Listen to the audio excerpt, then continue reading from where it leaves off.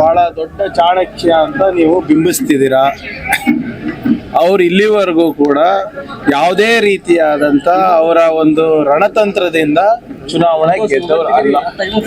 ಯಾವಾಗಲೂ ಕೂಡ ಆಪರೇಷನ್ ಕಮಲ ಮೂಲಕ CBI, IT, ED ಈ ಏನು ಅವರ ಮುಂಚೂಣಿ ಘಟಕಗಳಿವೆ ಅಲ್ಲ, ಅದನ್ನ ಮುಂದಿಟ್ಕೊಂಡು ಚುನಾವಣೆ ಗೆಲ್ಲೋದು.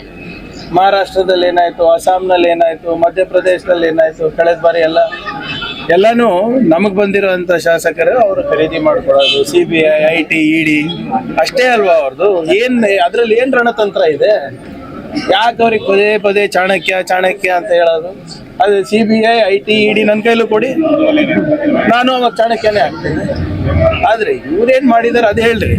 ಕರ್ನಾಟಕಕ್ಕೆ ಬರ್ತಾ ಇದಾರೆ ಗೃಹ ಸಚಿವರು, ಬಹಳ ಸ್ವಾಗತ ತಮ್ಗೆ. ಕನ್ನಡಿಗರಿಗೆ ದಯವಿಟ್ಟು ಯಾವಾಗ ತಾವು ನಮ್ಮ 48 ಲಕ್ಷ ಹೆಕ್ಟೇರ್ ಬೆಳೆ ಹಾನಿದ ಪರಿಹಾರ ಕೊಡ್ತೀರಾ? 18,000 ಕೋಟಿ ರೂಪಾಯಿ ನಮಗೆ ಬರಬೇಕಾಗಿದೆ. ತಮ್ಮ ಅಧ್ಯಕ್ಷತೆಯಲ್ಲಿ ಒಂದು ಮೀಟಿಂಗ್ ಕೂಡ ಇನ್ನಾನು ಕೂಡ ಆಗಿಲ್ಲ. NDRF ಅಲ್ಲಿ ನಮ್ಗೆ ದುಡ್ಡು ಬರಬೇಕು, ಅದು ಬರ್ತಾ ಇಲ್ಲ. ಅದನ್ನ ನಾವು ದಯವಿಟ್ಟು ಸ್ಪಷ್ಟವಾಗಿ ಹೇಳ್ಬೇಕಾಗ್ತದೆ.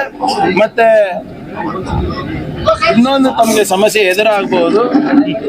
ಹಳೆ BJPಯವರು ತಮಗೆ ಗೋ ಬ್ಯಾಕ್ ಅಮಿತ್ ಶಾ ಅಂದ್ಬಿಟ್ಟು ಕೂಡ ಒಂದು ಅಭಿಯಾನವನ್ನ ಪ್ರಾರಂಭ ಮಾಡಬಹುದು. ಸ್ವಲ್ಪ